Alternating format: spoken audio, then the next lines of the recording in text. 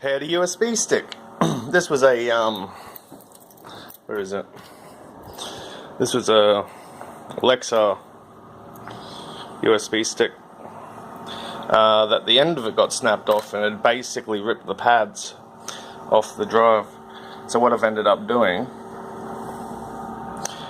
is going on and soldering, if I can get it to focus, it's so small, soldering directly to the sides of those two capacitors there, which are your data capacitors. Still had one of the legs left for the power, so that's your ground, and I've got the red one going to the side of the power capacitor in there.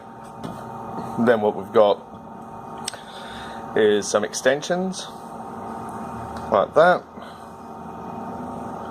This is just to keep the pressure off of those wires because they're not really on there very well, and that just runs in straight to an onboard USB header, and then from there we have the USB stick working.